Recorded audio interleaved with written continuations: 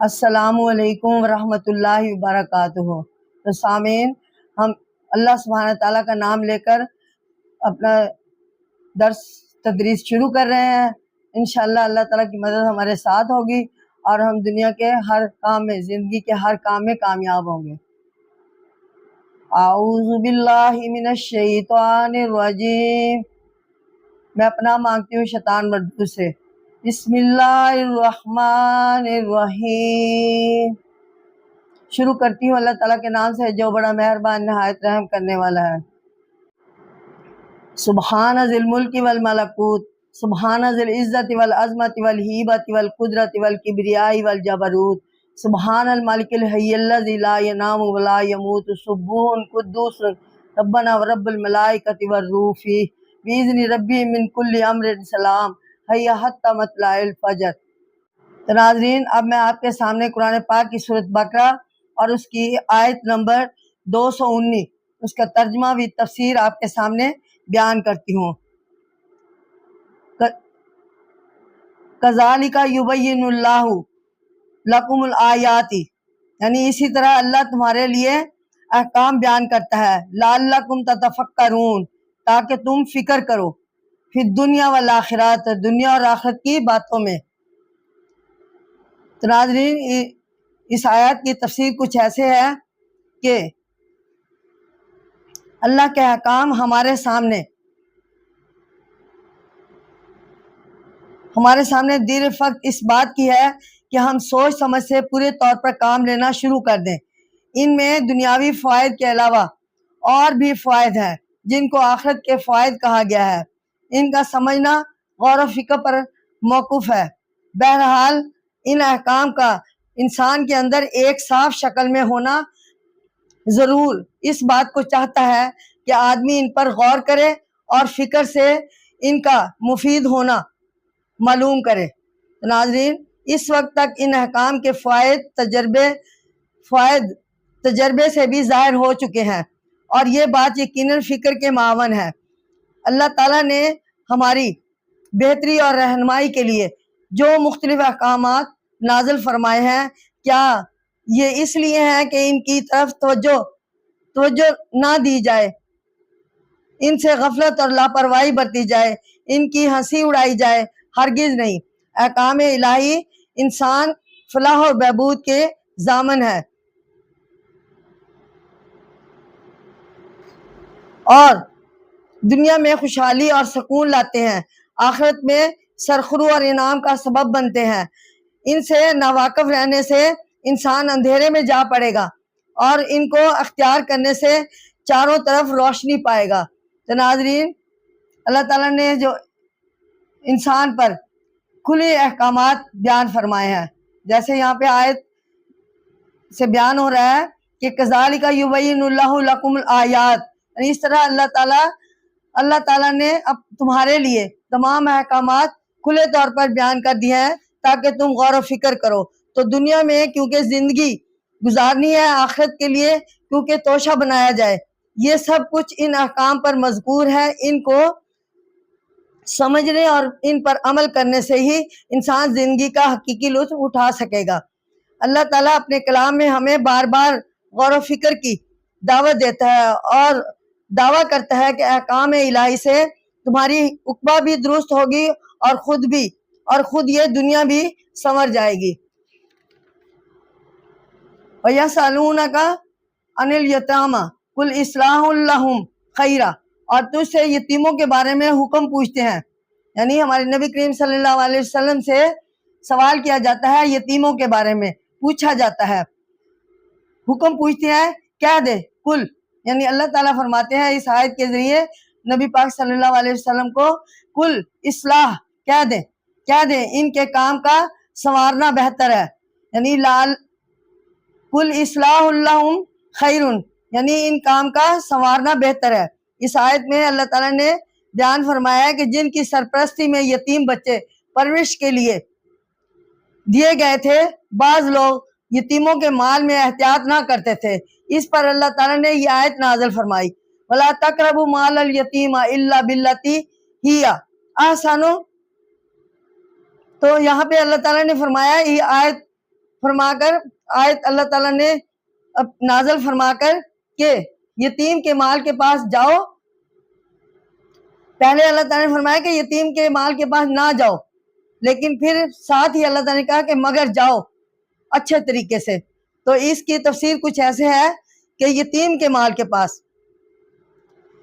یتیم کے مال کے قریب نہ جاؤ، سوائے اچھے طریقے کے. اس پر جو لوگ یتیموں کے سرپرست تھے وہ ڈر گئے اور ان کے خرچ کو بالکل جدا کر دیا.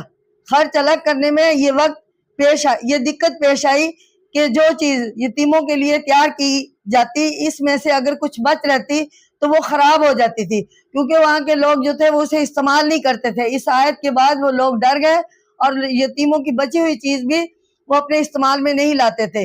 اس احتیاط میں یتیموں کا نقصان ہونے لگا تھا، اس لیے انہوں نے آپ سے سوال کیا.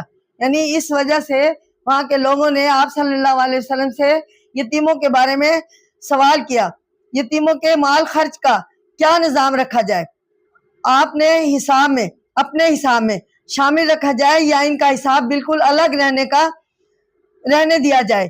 تو آپ نے اللہ تعالیٰ نے یہ آیت نازل فرمائی. اس آیت میں یہ جواب دیا گیا کہ اصل مقصد تو یتیموں کی اصلاح ہے، جس طرح بھی ممکن ہو کوئی تدبیر اختیار کر لو. نیت اور ارادہ صرف اصلاح اور یتیم کی بہتری، خواہ خرچہ ساتھ ہو یا جدا. تو سوسائٹی میں ایسے بچوں کی تعداد بھی خاصی ہے جو اپنے والدین کی شفقت سے بچپن میں محروم ہو گئے. ایسے بچوں کی تعداد جنگ کے زمانہ میں بہت زیادہ بڑھ جاتی تھی. وہ اپنی جائیداد اور مال و اسباب کا صحیح طور پر فائدہ اٹھانے کے اہل نہیں ہوتے تھے، چھوٹے ہوتے تھے بچے. ان بچوں کی نگہداشت نہایت ضروری ہے، وگرنہ ان کے لیے بے راہ رو ہو جانے اور بگڑ جانے کا زیادہ امکان ہوتا ہے. جو لوگ ان کی سرپرستی اور تربیت اپنے ذمہ لے لیتے ہیں، ان کے مال اور جائیداد کو نہایت دیانتداری کے ساتھ استعمال کرنا چاہیے. آج کل یتیموں کی پرورش اور یتیم خانوں کا اجرا ایک باقاعدہ تجارتی مشغلہ بن گیا ہے. بعض اداروں کے کرتا دھرتا اپنی ناجائز اغراض کے لیے یتیم بچوں کو اپنا اعلی کار بنا لیتے ہیں. معاشی، سماجی اور اخلاقی لحاظ سے نہایت ذلیل رسوا کرتے ہیں. ایسے لوگوں کے لیے سخت وعید ہے. حضرت صلی اللہ علیہ وسلم نے یتیموں کی تربیت اور نگہداشت پر بہت زیادہ زور دیا ہے. اس کا اجر ثواب کثیر بیان فرمایا ہے، اور آگے اگلی آیت میں ذرا تفصیل سے بیان کیا جائے گا. تو یہاں پہ یتیموں کے بارے میں قرآن پاک کی سورۃ بقرہ اس کی آیت نمبر 220 تو تفسیر سے ذرا بیان کیا جا رہا ہے، ترجمہ ود تفسیر. وَإِن تُخَالِطُوهُمْ فَإِخْوَانُكُمْ، اور اگر ان کا خرچ ملا لو تو وہ تمہارے بھائی ہیں.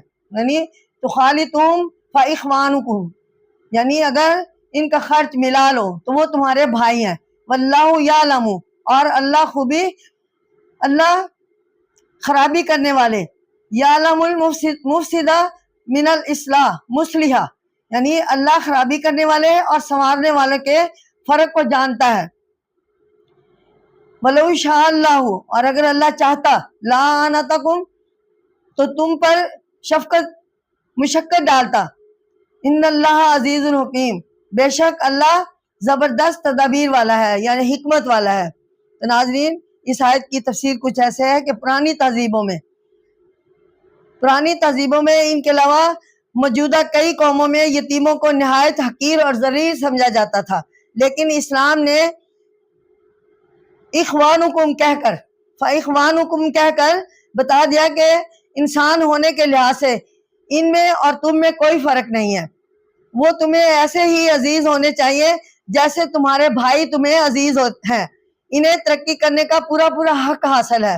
ان کی راہ میں کسی طرح بھی روڑے نہیں اٹکانے چاہیے، بلکہ ان کے مقصد کو حاصل کرنے میں ان کی مدد کرنا چاہیے، جس طرح بھائی اپنے بھائی کی مدد کرتا ہے. اس لیے ہر حال میں تمہیں ان کی اصلاح درستی پیش نظر رکھنی چاہیے، اور اس کے لیے کوئی سا بھی طریقہ جو تم پسند کرو اسے اختیار کر لو. اللہ تعالیٰ سب کی نیتیں جانتا ہے اور خوب سمجھتا ہے کہ کون فسادیہ اور کون مصلحہ ہے. یعنی کون اصلاح کرنے والا ہے۔ تو اس کے بعد اللہ تعالیٰ نے یہ بھی بتا دیا کہ اگر وہ چاہتا تو یتیموں کے بارے میں وہ تمہیں سخت حکم دے دیتا جو تمہیں پورے کرنے پڑتے، اس لیے کہ وہ زبردست اور غالب ہے، یعنی لیکن اس نے ایسا نہیں کیا کیونکہ وہ ہر حکم کی مصلحت سمجھتا ہے، وہ ایسے حکم نہیں دیتا جو تم پر گرا اور مشکل گزرے۔ ناظرین، اب میں آپ کے سامنے اسی آیت کا حصہ ہے لیکن عنوان تھوڑا ڈیفرنٹ ہے، یعنی ولا تنکحوا المشرکات حتی یؤمنوا، ولا تنکحوا المشرکات حتی تنکحوا، اور مشرک عورتوں سے نکاح مت کرو جب تک وہ نہ لائے۔ تو یہاں پہ مشرکوں سے نکاح کے بارے میں بیان آیا ہے اسی آیت میں۔ تو بیان فرمایا ہے اللہ تعالیٰ نے ایک قرآن پاک کے حوالے سے کہ تفسیر کچھ ایسے ہے، المشرکات یعنی جمع مشرکہ کی جمع ہے، یہ لفظ شرک سے بنا ہے، وہ عورت جو اللہ تعالیٰ کے ساتھ کسی اور شریک کی ہے۔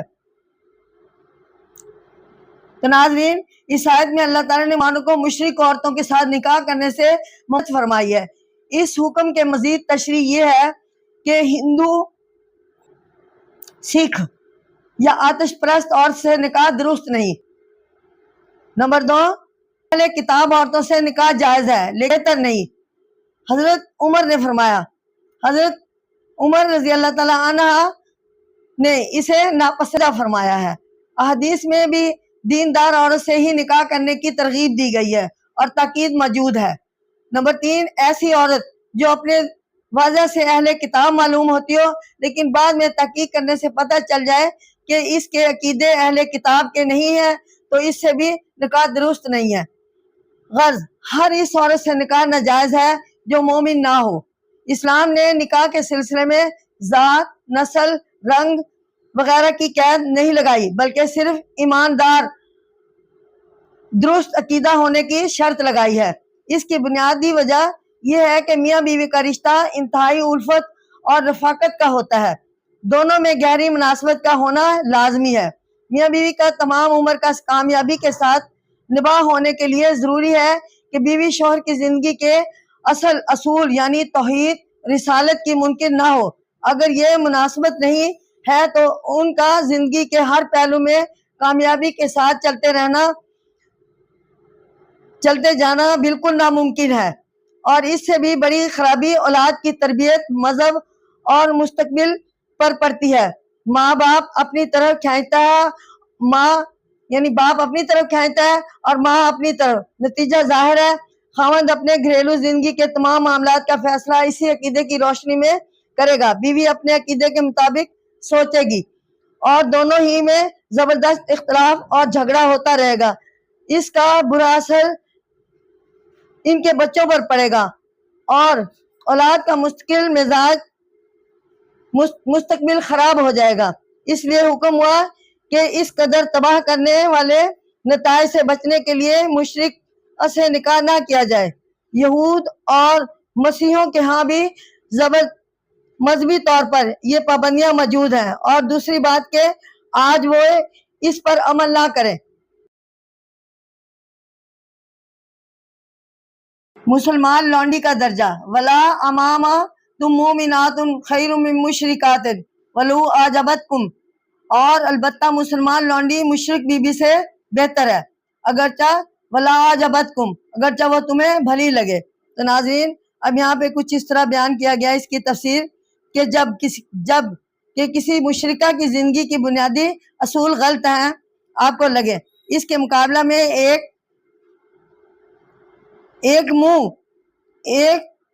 مومنہ لونڈی کو پسند نہ کرنے کی کئی اور وجوہات ہو سکتی ہیں، مثلا بدصورتی، غربت یا ان پڑھ یا اور باندھی ہونا، لیکن ان سب باتوں کے باوجود اللہ تعالیٰ کے نزدیک ایسی لونڈی اپنے ایمان کی بدولت مشترکہ عورت سے برتر ہے، اس لیے نکاح کے لیے ایسی عورت کو ترجیح دینے کا حکم دیا گیا ہے۔ ایک مسلم یا غیر مسلم عورت کی پسندیدگی کی کئی وجوہات ہو سکتی ہے، مثلا یہ کہ وہ مالدار ہو، بہت سی جائیداد کی مالک ہو، حسین جمیل ہو، تعلیم یافتہ ہو، اعلیٰ خاندان سے ہو، بہت سلجھی ہوئی ہو، لائق اور فائق ہو، نسوانیت کا ہر تقاضا پورا کرتی ہو، لیکن ایک ایماندار عورت کے سامنے اس مشرکہ کی یہ تمام خوبیاں ہیچ ہیں۔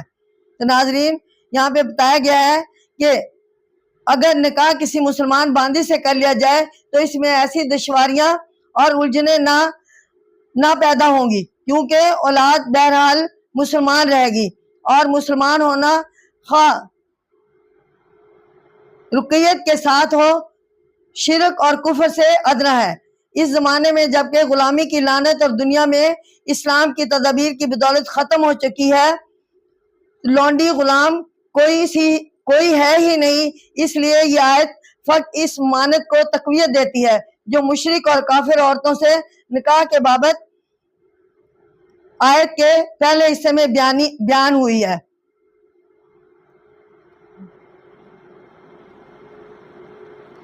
ناظرین، یہاں فرمایا گیا ہے کہ اللہ تعالیٰ فرماتا ہے کہ مشرک عورت میں خواہ تمام خوبیاں موجود ہوں، اس میں ظاہری طور پر ہر طرح کی کشش ہو، لیکن جب اس میں ایمان کی روشنی نہیں تو مسلمان کے لیے کوئی کوشش نہیں ہونی چاہیے۔ اس کے مقابلہ میں اگر ایک مسلمان عورت جسے خواہ آزادی جیسی نعمت میسر نہ ہو، اسے نکاح میں لانا زیادہ بہتر ہے۔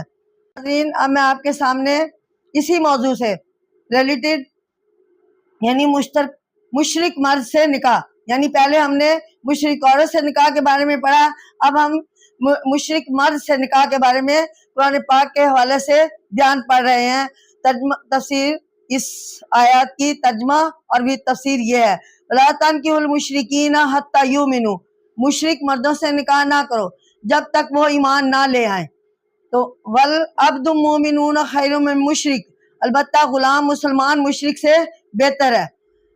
وَلَوْ أَعْجَبَتْكُمْ، اگرچہ وہ تمہیں بھلا لگے۔ أُولَٰئِكَ يَدْعُونَ إِلَى النَّارِ، وہ دوزخ کی طرف بلاتے ہیں، اور اللہ وَاللَّهُ يَدْعُونَ إِلَى اللَّهِ، اور اللہ اپنے حکم سے جنت اور بخشش کی طرف، یعنی وَاللَّهُ يَدْعُونَ إِلَى الْجَنَّةِ وَالْمَغْفِرَةِ، اور اللہ اپنے حکم سے تمہیں جنت اور بخشش کی طرف بلاتا ہے۔ بِإِذْنِهِ وَيُبَيِّنُ آيَاتِهِ، یعنی اے لوگوں اپنے حکم بتلاتا ہے، یعنی لوگوں کو بِإِذْنِهِ وَيُبَيِّنُ آيَاتِهِ لِلنَّاسِ، اور اللہ لوگوں کو اپنے حکم بتلاتا ہے، لَعَلَّكُمْ يَتَذَكَّرُونَ، تاکہ وہ نصیحت قبول کرے۔ ناظرین، اس آیت کی تفسیر کچھ ایسے ہے کہ اللہ تعالیٰ نے فرمایا لا تنکحوا، نکاح نہ کرو، یہاں خطاب مردوں سے ہے کہ تم اپنی لڑکیوں کو کافروں کی نکاح میں نہ دو۔ تو ناظرین، یہ حکم خود عورتوں کو براہ راست نہیں مل رہا، بلکہ کہ تم کافروں سے نکاح میں نہ جاؤ۔ وجہ ظاہر ہے کہ لڑکی کا نکاح ہمیشہ باپ یا کسی مرد سرپرستی کے ذریعے ہی ہوتا ہے، تو یہ الی النار، دوزخ کی طرف، یعنی ان عقائد اور ان اعمال کی طرف بلاتے ہیں جن کا انجام دوزخ ہے۔ الی الجنۃ والمغفرۃ، جنت اور بخشش کی طرف، یعنی اللہ ایمان اور اسلام کی طرف ترغیب دیتا ہے اور ایسا طریقہ زندگی اختیار کرنے کی ہدایت کرتا ہے جس کا انجام جنت اور مغفرت ہے۔ تو ناظرین، اس آیت میں اللہ تعالیٰ نے فرمایا کہ مسلمانوں کو حکم تھا کہ وہ کسی کافر یا مشرک عورت سے نکاح نہ کرے، خواہ وہ انہیں کتنی ہی پسند آتی ہو۔ اس ٹکڑے میں فرمایا کہ اپنی عورتوں کو بھی کافر مردوں کی نکاح میں ہرگز نہ دو جب تک کہ کافر لوگ ایمان نہ لائیں۔ علماء نے لکھا ہے کہ شوہر اگر پہلے سے مسلمان ہے اور خدا نخواستہ بعد کو مرتد ہو گیا تو مسلمان عورت اسی وقت اس کے نکاح سے باہر ہو جائے، جو نکاح ابھی تک صحیح تھا ٹوٹ جائے گا، اور یہ عورت عدت پوری کر کے کسی مسلمان مرد سے نکاح کر سکتی ہے۔ یہ بھی لکھا ہے کہ اگر میاں بیوی پہلے سے کافر ہے اور عورت مسلمان ہو گئی ہے تو اب نکاح کے باقی رہنے کی کوئی صورت باقی نہیں رہی، اس کے شوہر بھی اسلام قبول کرے۔ یہاں بھی یہ واضح کر دیا گیا کہ مشرک مرد خواہ تمہیں کتنا ہی پیارا لگے، کتنا ہی پسند آئے، ہر حال میں اس غیر مسلم سے مسلمان غلام بہتر ہے۔ تو ناظرین، اسی آیت کا کچھ حصہ ہے لیکن اس کا بھی عنوان ڈیفرنٹ ہے۔ یسألونک عن المحیض قل هو اذن فاعتزلوا النساء للمحیض، یعنی یسالونہ کا، اور تجھ سے حیض کا حکم پوچھتے ہیں، یعنی عورتوں کو کہ وہ جو مہینے کے آخر میں عورتوں کے ایام ہے حیض، یعنی تم سے حیض کا حکم پوچھتے ہیں، قل ہوا اذن، کہہ دو گندگی ہے، ہوا اذن فاعتزلوا، سو تم عورتوں سے حیض کے وقت، اعتزلوا النساء فی المحیض، نہ حیض کے وقت الگ ہو۔ تو یعنی یہاں پہ اس آیت کی تفسیر ایسے بیان فرمائی ہے، محیض اس خون کو کہتے ہیں جو عورتوں کو ہر ماہ آتا ہے، جیسے ازا گندگی، ماہواری بھی کہتے ہیں۔ دنیا کے دوسرے قوموں نے بھی حیض کے خون کو گندا قرار دیا ہے، اور طب کے ماہروں کا بھی دعویٰ ہے کہ یہ ناقص ہے، اور یہ خون رنگ اور بو اور اجزاء کے اعتبار سے بھی عام خون سے مختلف ہے، اس میں حد درجہ گرمی ہوتی ہے۔ تو ناظرین، یہاں علماء نے اور حکماء نے یہ بتایا ہے کہ اس آیات کا شان نزول کچھ ایسے ہے کہ نبی کریم صلی اللہ علیہ وسلم کے زمانہ میں ایک طرف تو مجوسی اور یہودی حیض کے زمانہ میں عورت کے ہاتھ کا کھانا پینا بھی ناپاک سمجھتے تھے۔ بعض لوگ اس زمانے میں عورت کو گھر میں رکھنا بھی جائز نہیں سمجھتے تھے۔ ہندو آج بھی ایام حیض میں عورت کے ہاتھ کا پکا ہوا کھانا نہیں کھاتے۔ دوسری طرف عیسائی عین حیض کے ایام میں ہم بستری ہونے سے بھی پرہیز نہ کرتے تھے۔ صحابہ کرام نے آپ صلی اللہ علیہ وسلم سے پوچھا تو آپ نے فرمایا کہ افراط و تفریط کو برا بتلایا، اور فرمایا کہ نہ تو اس قدر نفرت ضروری ہے کہ عورت کو اس گھر میں رہنے نہ دیا جائے، اور نہ اس کے ہاتھ کا کھانا ناپاک سمجھ لیا جائے، اور نہ اس قدر لاپرواہی کرنی چاہیے کہ مجامت سے بھی پرہیز نہ کیا جائے، بلکہ سیدھی راہ یہ ہے کہ اس حالت میں مجامت نہ کی جائے۔ اس کے علاوہ ان کے ہاتھ کا کھانا، ان کے ساتھ کھانا پینا، رہنا سہنا سب درست ہے۔ تو ناظرین، یہاں پہ کچھ تھوڑا سا بیان ایسا ہے کہ دوسری قوموں نے عام طور پر اس طبعی ناپاکی سے متعلق بہت مبالغہ آمیز طریقے اختیار کیے۔ قرآن مجید نے بتایا کہ اس زمانہ میں صرف جنسی اختلاط منع ہے، باقی اس کا عام طور پر اٹھنے بیٹھنے کھانے پینے سے کوئی تعلق نہیں، وہ سب جائز ہے۔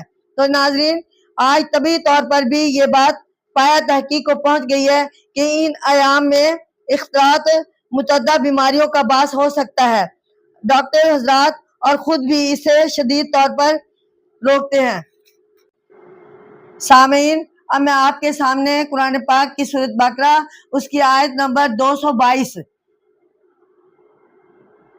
ترجمہ و تفسیر بیان کرتی ہوں، اور اس کا موضوع حیض کے بعد، یعنی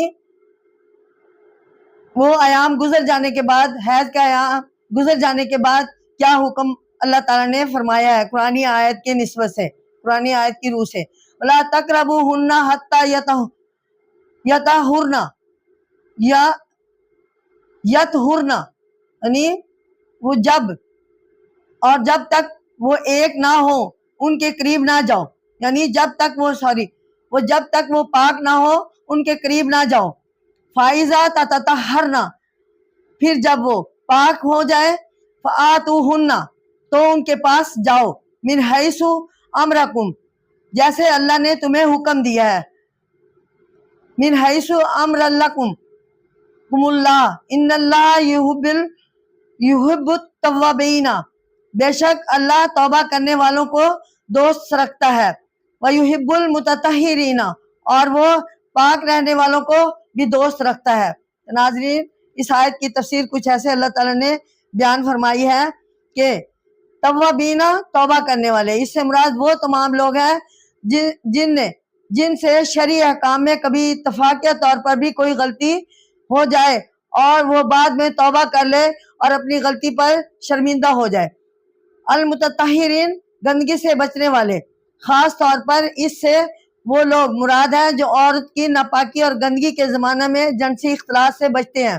تو ناظرین، اس آیت میں قرآن پاک میں مذکور ہے کہ حضرت لوط علیہ السلام کی قوم التواحت میں مبتلا تھی۔ حضرت لوط نے اپنی قوم کو سمجھایا لیکن انہوں نے ایک نہ سنی، اور آخر اللہ تعالیٰ نے اس قوم کو اپنے عذاب سے غارت کر دیا اور بعد کے آنے والی نسلوں کے لیے عبرت کا سامان بنایا۔ اس لیے اس چیز کو پیش نظر رکھنا چاہیے کہ اگر انسان دوبارہ اس گناہ کا مرتکب ہوگا تو اس پر پھر وہی عذاب آ سکتا ہے۔ آخرت میں قرآن مجید نے بتایا کہ اللہ تعالیٰ ان لوگوں کو پسند کرتا ہے جو اپنی پچھلی غلطیوں پر توبہ کرتے ہیں، ان پر نادم ہوتے ہیں اور آئندہ اس غلطی کے مرتکب ہونے سے پرہیز کرتے ہیں۔ اس لیے اگر کوئی شخص ماضی میں اس گناہ کا مرتکب ہو رہا ہو تو اسے فوراً توبہ کرنی چاہیے۔ اللہ تعالیٰ پاکی اور طہارت رکھنے والوں کو بھی پسند کرتا ہے۔ بیوی کا درجہ، یعنی عنوان کچھ ایسا ہے کہ بیوی کا درجہ، نساکم حرث لکم فاتوا حرثکم، تمہاری عورتیں تمہاری کھیتی ہیں، سو جس طرح چاہو، انی شئتم، سو جس طرح چاہو اپنی کھیتی میں جاؤ۔ تو ناظرین یہاں زومن الفاظ استعمال کیے گئے ہیں، یعنی حرث کھیتی، کھیت زمین کے اس حصے کو کہا جاتا ہے جس میں بیج بویا جاتا ہے اور اس میں سبزی، غلہ اور نباتات وغیرہ پیدا ہوتی ہیں۔ گویا بیوی تمہاری نسل بڑھانے اور اولاد پیدا کرنے کا ذریعہ ہے۔ سیم اسی آیت میں اللہ تعالیٰ نے رشتہ ازدواج کے سلسلہ میں بیوی کی صحیح حیثیت واضح کر دیا ہے، یعنی یہ کہ بیوی مرد کی کھیتی سے تشبیہ دی ہے، اور جس طرح کسان اپنی کھیتوں کو اپنی بہت بڑی دولت سمجھ کر عزیز رکھتا ہے، اس کی نگرانی کرتا ہے، اس کی حفاظت کرتا ہے، اس سے پیداوار حاصل کرتا ہے، اسی طرح شوہر کو چاہیے کہ اپنی بیوی کو بھی اپنی عزیز ترین دولت سمجھے، اس کی مناسبت نگرانی کرے اور اس سے اولاد حاصل کرے۔ گویا اس آیت میں اللہ تعالیٰ نے فرمایا ہے کہ اللہ تعالیٰ نے کھیتی کی مثال دے کر بہت کچھ سمجھا دیا ہے، کاش انسان اس مثال پر غور کرے اور ان تعلقات کو اپنی زندگی اور انجام کار کے اعتبار سے مبارک بنائے۔ انی شئتکم، جہاں سے تم چاہو، لفظ انا کے معنی یہاں کے ہیں، اس کے علاوہ جب اور جس طرح کے معنوں میں بھی استعمال ہوتا ہے۔ قرآن مجید نے اس مسئلہ کو کیسے پرحکمت طور پر اشاروں میں سمجھایا ہے کہ طریقہ کار اور وقت پر پابند نہیں، ہاں اس بات پر پابند ہے کہ غیر فطری طریقہ اختیار کے اپنی قوت کو ضائع کرو۔ اس کے مزید تفصیل آخری موجود جو وقت میں آئے گی اور ہم آپ سے ملاحظہ فرمائیں گے۔ تو ناظرین قرآن پاک کی سورۃ بقرہ اور اس کی آیت نمبر 223 کا ترجمہ بھی تفسیر آپ کے سامنے بیان کرتے ہیں۔ وَقَدِّمُوا لِأَنفُسِكُمْ وَاتَّقُوا اللَّهَ، اور اپنے واسطے آگے کی تدبیر کرو، اور وَاتَّقُوا اللَّهَ، اور اللہ سے ڈرو، وَاعْلَمُوا، اور جان رکھو، أَنَّكُمْ مُلَاقُوهُ، تمہیں اس سے ملنا ہے، وَبَشِّرِ الْمُؤْمِنِينَ، اور ایمان والوں کو خوشخبری سنا دو۔ تو ناظرین اس آیت کی تفسیر کچھ ایسے ہے کہ یہ بات اس سے پہلے واضح کی جا چکی ہے کہ موت کے بعد ہماری زندگی ختم نہیں ہو جاتی بلکہ نئے دور میں داخل ہوتی ہے، اور وہاں اس کا آرام یا خوف ان اعمال پر منحصر ہے جو ہم اس دنیا میں کرتے ہیں۔ اس زندگی کے فعال و اعمال کا برا یا بھلا عکس اس کی زندگی کی ناکامی یا کامیابی کی شکل میں پڑتا ہے۔ یہ دنیا امتحان اور آزمائش کی جگہ ہے، یہاں ہمیں سختی اور صعوبتیں جھیل کر مستقبل کے لیے توشہ بنانا ہے، وہ آخرت جزا اور سزا پانے کی جگہ ہے۔ تو ناظرین یہاں پہ اللہ تعالیٰ نے فرمایا اس آیت کے ذریعے کہ قدموا لانفسکم کو سامنے رکھتے ہوئے مومن کو آئندہ کی فکر ہونی چاہیے، وہ لذت و شہوت کو مطلوب نہیں بناتا بلکہ انجام کار اور بہتر نتائج کو پیش نظر رکھنا چاہیے۔ اتقوا اللہ کا حکم بار بار سنانے سے مدعا یہی ہے کہ مسلمان خدا خوفی اور پرہیزگاری کے اندر ایک مثالی انسان بن جائے اور دنیا اسے دیکھ کر رشک کرے۔ ملاقو، تم اسے ملنے والے ہو۔ این جنسی مسائل کے ذکر میں یاد دلایا جا رہا ہے کہ آخر تمہیں اللہ کے حضور میں پیش ہونا ہے، خبردار کوئی ایسا عمل سرزد نہ ہو جائے جس سے اس دن شرمساری ہو۔ تو ناظرین اب میں آپ کے سامنے قرآن پاک کی سورۃ بقرہ اور اس کی آیت نمبر 224 کا ترجمہ بھی تفسیر بیان کرتی ہوں. یعنی قسمیں کھانا، قسمیں کھا کر اپنی غلط بات کی تصدیق کرنا، جس میں ہے کہ وَلَا تَجْعَلُوا اللَّهَ عَرْضَةً لِأَيْمَانِكُمْ، اللہ کے نام کو اپنی قسموں کے لیے نشانہ مت بناؤ. ان تبروا وتتقوا، کہ نیک سلوک کرنے اور پرہیزگاری، اور وتصلحوا بینا، اور لوگوں میں صلح کرانے، ولا وتصلحوا بین الناس، اور لوگوں میں صلح کرانے سے بچ جاؤ. واللہ سمیع علیم، اور اللہ سب کو سنتا اور جانتا ہے. تو ناظرین یہاں پہ کچھ اس کی تفسیر اس آیات کی ایسے ہے کہ سمیع سننا، اللہ تعالی انسان کی باتوں کا سننے والا، اس لیے انسان کو ہر بات سوچ سمجھ کر منہ سے نکالنی چاہیے. عرضتن، یہ لفظ نشانے اور ڈھال کے علاوہ رکاوٹ کے معنوں میں بھی استعمال ہوتا ہے. یہاں اس کے معنی رکاوٹ کے ہیں. علیم، جانتا ہے، اللہ تعالیٰ انسان کے حالات جاننے والا ہے، اس لیے اسے اپنی نیت میں ہر وقت اخلاص رکھنا چاہیے. تبرو، تم نیک سلوک کرو، یہ لفظ ہو سے ہے جس کے معنی نیکی کرنے کے ہیں.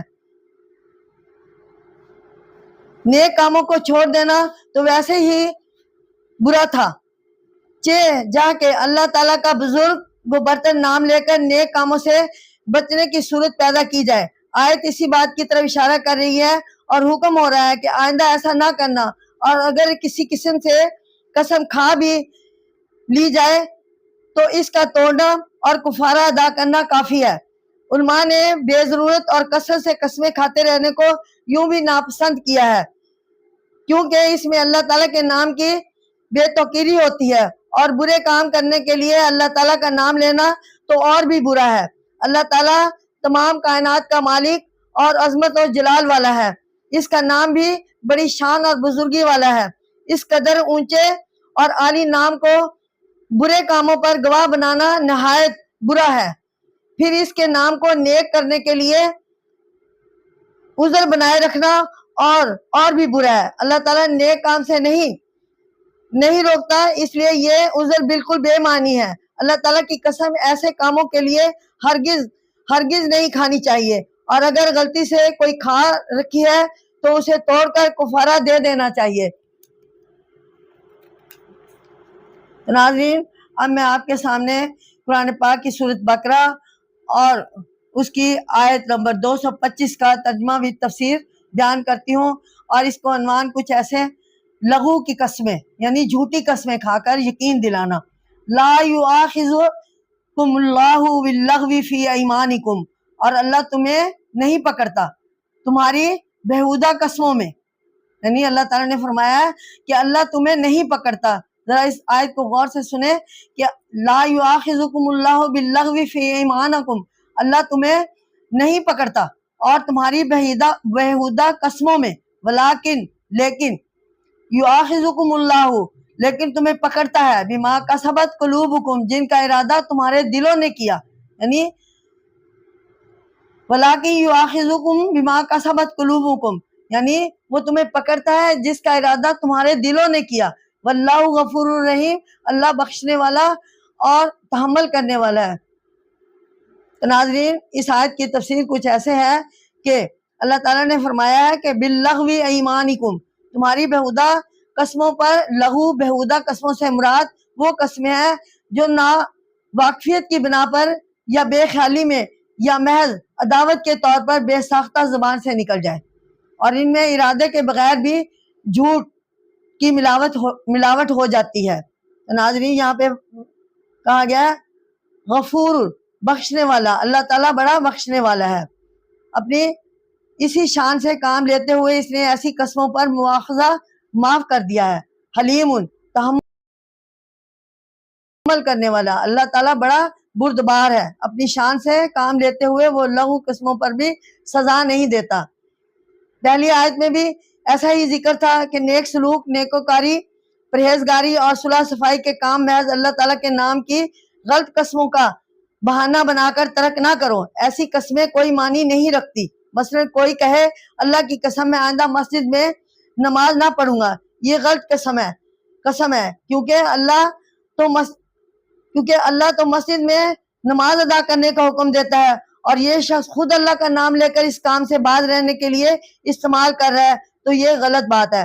اب اس آیت میں اللہ تعالیٰ نے فرمایا ہے کہ یہ نہیں کہ عادت کے طور پر یا جھوٹ موٹ غلط سلط قسم کھا لی اور ڈٹ گئے۔ بیہودہ قسمیں قابل مواخذہ نہیں، مقصد یہ ہے کہ انہیں توڑ کر کفارہ ادا کر دینا چاہیے اور ایسی لغات سے پرہیز کرنا چاہیے۔ اسلام ایسے ہلکے اور چھچھورے پن کو پسند نہیں کرتا۔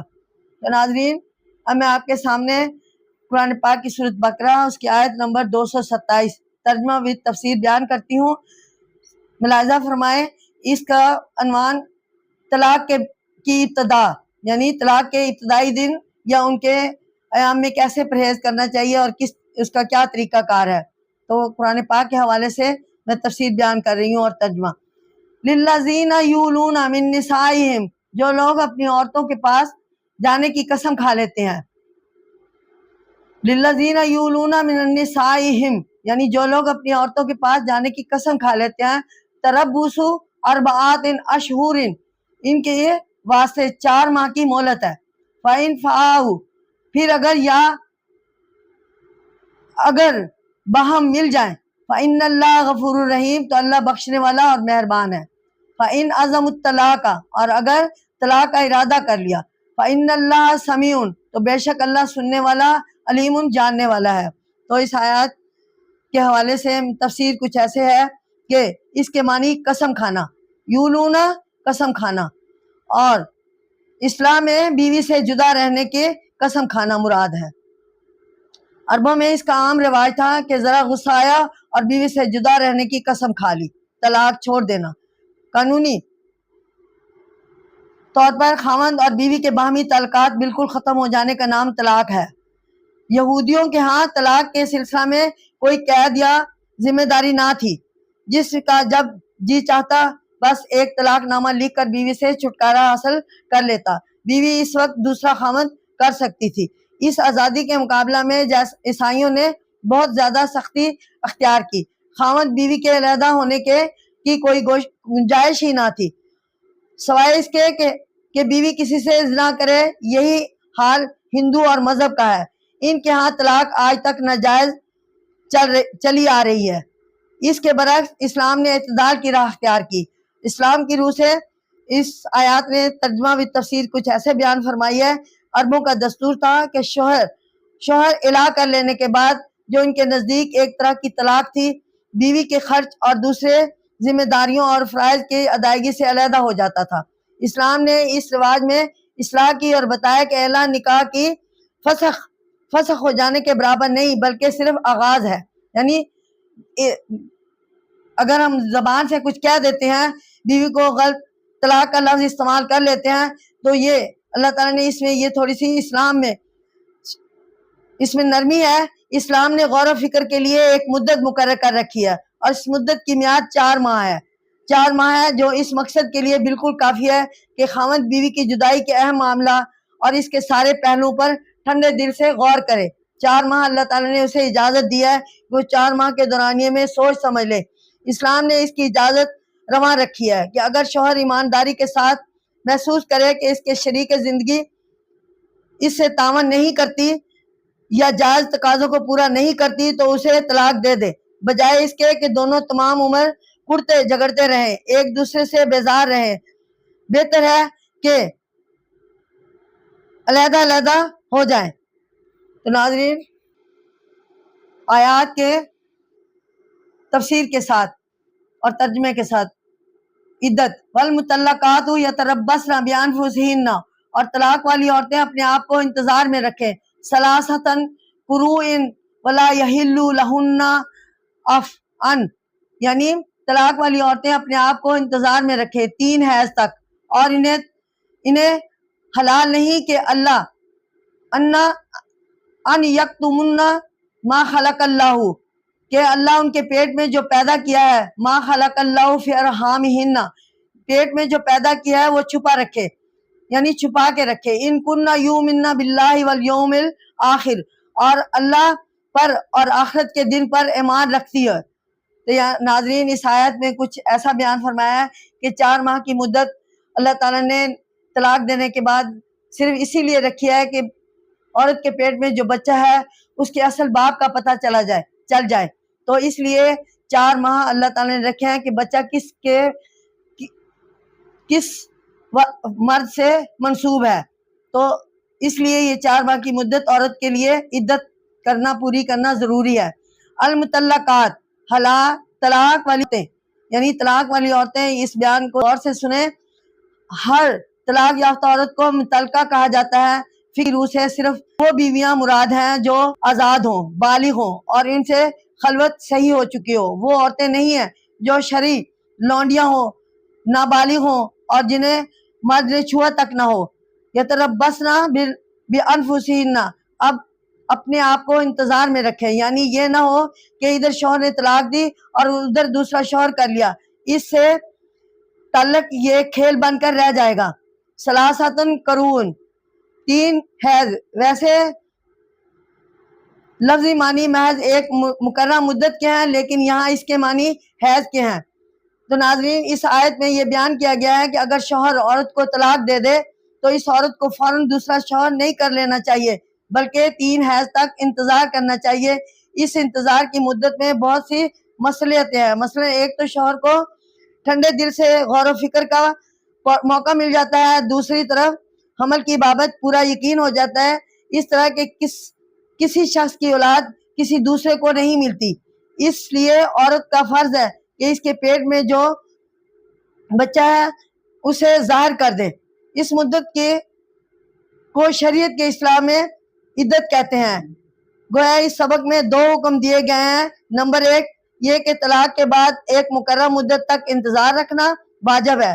دوسرا یہ کہ اگر وہ پیٹ سے ہے تو اسے چھپائے نہیں بلکہ ظاہر کر دے. کہ ان دونوں حکموں میں بے شمار اخلاقی اور سماجی فائدے ہیں. ناظرین، اب میں آپ کے سامنے قرآن پاک کی سورۃ بقرہ اس کی آیت نمبر 228 کا ترجمہ و تفسیر، رجت اور میاں بیوی کی حیثیت. تو یہاں پہ بھی بیان وہی ہے اور اسی بیان کے حوالے سے یہ آیات اس کا ترجمہ اور بھی تفسیر ہے. وابو اولتہن احق بردہن فی ذالک، اور ان کے خاوند اس مدت میں ان کو لٹا لینے کا زیادہ ارادہ رکھتے ہیں، زیادہ حق رکھتے ہیں. ان ارادو اصلاحا، یعنی ان کے خاوند اس مدت میں ان کو لٹا دینے کا یا لٹا لینے کا زیادہ حق رکھتے ہیں. اصلاحاً، اگر وہ دونوں سلوک سے رہنا چاہیں. وَلَهُنَّ مِثْلُ الَّذِينَ عَلَيْهِنَّ، اور عورتوں کا بھی دستور کے مطابق، بالمعروف، عورتوں کا بھی دستور کے مطابق مردوں پر حق ہے. وَلِلرِّجَالِ عَلَيْهِنَّ، جیسے مردوں کا ان پر، علیہن درجات، اور مردوں کو عورتوں پر فضیلت ہے. واللہ عزیز حکیم، اللہ زبردست تدبیر والا ہے. تو ناظرین، اس آیت کا تفسیر کچھ ایسے ہے کہ اللہ تعالیٰ نے فرمایا، یعنی ذالکہ میں یعنی 3 مہینے کی میعاد. تو یہاں پہ فرمایا اس آیت میں حق کا بردہن، انہیں لٹانے کا زیادہ حق رکھتے ہیں. اس سے یہی بات ثابت ہوتی ہے کہ خاوند کو چاہیے کہ جہاں تک ہو سکے بالکل آخری فیصلہ نہ کرے، اور بہتر ہے کہ میاں بیوی پھر نئے سرے سے آباد ہو جائے اور مستقل جدائی کی نوبت نہ پیدا ہو. رسول پاک صلی اللہ علیہ وسلم کی ایک حدیث اس موضوع پر کچھ ایسے ہے کہ میں بھی اسے ابغض الباحات کہا گیا ہے، یعنی اللہ کی طرف سے جائز ٹھہرائی ہوئی چیزوں میں سے اللہ کے نزدیک سب سے زیادہ ناپسند. اس لیے اگر سوچ بچار کے بعد شوہر بیوی کو واپس لینا چاہے تو طلاق کو منسوخ کر سکتا ہے. اسلام میں اس کو رجت کہتے ہیں. تو رجت کی اجازت دینے کے بعد اللہ تعالیٰ نے یہ تنبیہ بھی کر دی ہے کہ طلاق کو محض اس لیے منسوخ کرنا چاہیے کہ آئندہ زندگی میں دونوں ایک دوسرے کے ساتھ صلح صفائی کے ساتھ رہے، اور اس سے عورت کو تکلیف پہنچانا مقصود نہ بنا لے. شوہر اگرچہ قانونی طور پر طلاق منسوخ کر سکتا ہے، لیکن جہاں تک اس کے نیک سلوک کا تعلق ہے یہ بات قانون سے نہیں بلکہ محض اخلاق اور نیک نیتی پر منحصر ہے. اس لیے ظاہری اور باطنی دونوں طور پر انسان کو نیک روش اختیار کرنی چاہیے. اس کے بعد یہ بتایا گیا کہ جس طرح مردوں کو مردوں کے حقوق عورتوں پر ہے، اسی طرح عورتوں کے حقوق بھی مردوں پر ہے۔ دنیا کے اس چیز کی اطلاع دی گئی ہے کہ تم یہ نہ سمجھو کہ بس شوہروں کے حقوق ہی بیویوں پر ہوتے ہیں، اسی طرح بیویوں کے حقوق بھی شوہروں کی ذمہ داری عائد ہوتی ہے۔ البتہ مرد کو عورت پر ایک دوسرے کی فضیلت اور برتری حاصل ہے۔ یہ فضیلت مرد کو عقل اور قوت کے لحاظ سے حاصل ہے۔ یہ تمام احکام اللہ تعالیٰ کی طرف سے ہے جو نہایت قوت اور حکمت والا ہے۔ یہ احکام بلا چون و چرا مان لینے چاہیے۔ الطلاق مرتان فإمساک بمعروف، طلاق رجعی اور دوبارہ 2 بار تک ہے، اس کے بعد دستور کے موافق۔ وتصریح بإحسان، دستور کے مطابق رکھ لینا یا بھلی طرح سے، بے احسان یا اچھے طریقے سے چھوڑ دینا، وتصریح بإحسان یا اچھے طریقے سے چھوڑ دینا۔ ولا یحل لکم، اور تمہیں روا، ان تاخذوا مما آتیتموہن شیئا، تمہیں روا نہیں کہ عورتوں سے اپنا دیا ہوا کچھ لو سوائے اس کے، ہن شیئا الا ان یخافا، سوائے اس کے دونوں اس بات سے ڈرے، ان یخافا اللہ یقیمہ حدود اللہ، دونوں اس بات سے ڈریں کہ اللہ کا حکم قائم نہ رکھ سکیں گے۔ تو ناظرین یہاں پہ اس کی تفسیر کچھ ایسے ہے کہ امساک کو پھر رکھ لینا، یعنی پہلی ابتدائی طلاق پائی ہوئی بیوی کو رجوع کر کے پھر اپنے پاس رکھ لینا، بمعروف، دستور کے مطابق، یعنی شرعی قاعدوں کے مطابق جن کی تفصیل فقہ کی کتابوں میں ملتی ہے، بے احسان، بھلے طریقے سے، یعنی طلاق سے مقصود جھگڑے کو دور کرنا اور ناخوشگوار صورت حالات کو ختم کرنا، عورت کی دل شکنی، تحقیر یا ذلیل مقصود نہیں۔ جو کچھ عورتوں کو دیا ہے، یعنی یہاں یہ بھی بتایا گیا ہے کہ جو کچھ عورتوں کو دیا گیا، عام مفسرین نے اس سے مراد مہر کی رقم لی ہے، لیکن بعض علماء نے اسے ہر اس مال تک وسعت دی ہے جو شوہر اپنی بیوی کو دے چکا ہے، مثلا کپڑے، زیور وغیرہ، وہ واپس نہ لے۔ اسلام سے پہلے دستور تھا کہ شوہر بیوی سے سب چیزیں واپس لے لیتا تھا، لیکن پھر اس سے رجعت کر لیتا تھا۔ یہاں پہ یہ مراد ہے کہ عورت کو دی ہوئی چیزیں جو گفٹ کی صورت میں ہوتی ہیں وہ طلاق دینے کے بعد واپس لینا جائز نہیں ہے۔ تو ناظرین امساک کا معروف اور تصریح بے احسان سے غرض ہے کہ شوہر اگر رجعت کرے تو دستور کے مطابق حسن معاشرت کے ساتھ رہے، اور اگر رخصت کرنا چاہے تو بھی سہولت اور عمدگی کے ساتھ رخصت کرے۔ غرض حسن معاشرت اور حسن سلوک کی تاکید ہر صورت میں رکھنی چاہیے، ملحوظ خاطر رکھنی چاہیے۔ خلا فَإِنْ خِفْتُمْ، تو ناظرین یہ قرآن پاک کی سورۃ بقرہ اس کی آیت 229 جس کا ترجمہ بھی تفسیر بیان کر رہی ہوں۔ خلا ان خفتم اللہ یقیمہ حدود اللہ، پھر اگر تم لوگ اس بات سے ڈرو کہ وہ دونوں اللہ کی حدیں قائم نہ رکھ سکیں گے، فلا جناح علیہما فیما افتدی، تو دونوں پر کچھ گناہ نہیں اس میں عورت بدلہ دے، یعنی بھی تلکا حدود اللہ، کہ یہ اللہ کی باندھی ہوئی حدیں ہیں، فلا تعتدوها، یعنی یہ اللہ کی باندھی ہوئی حدیں ہیں، سو ان سے ومن یتعدی حدود اللہ، آگے مت بڑھو، اور جو کوئی اللہ کی باندھی ہوئی حدوں سے آگے بڑھے گا، حدود اللہ یعنی اللہ کی پابند کی ہوئی حدوں سے آگے بڑھے گا، فاولئک هم الظالمون، یا بڑھ چلے ہیں تو سو وہی لوگ ظالم ہیں۔ تو ناظرین یہاں پہ اس آیت کی تفسیر کچھ ایسے ہے کہ عورت مال دے کر اپنے آپ کو نکاح سے چھڑا سکتی ہے، یہاں پر کچھ ایسا بیان ہے، اور مرد وہ مال واپس لے سکتا ہے۔ طلاق کی اس خاص صورت کا نام جس میں طلاق کی خواہشمند عورت ہو شریعت کے اصطلاح میں خلا ہے۔ خلا کے احکام کی تفصیل فقہ کی کتاب میں موجود ہے۔ اس آیت میں واضح بتایا گیا کہ اسلام ہمارے خاندان، گھریلو معاملات اور معاشرت کی اصلاح اور درستی کے لیے ہر معاملہ میں احکام دیتا ہے۔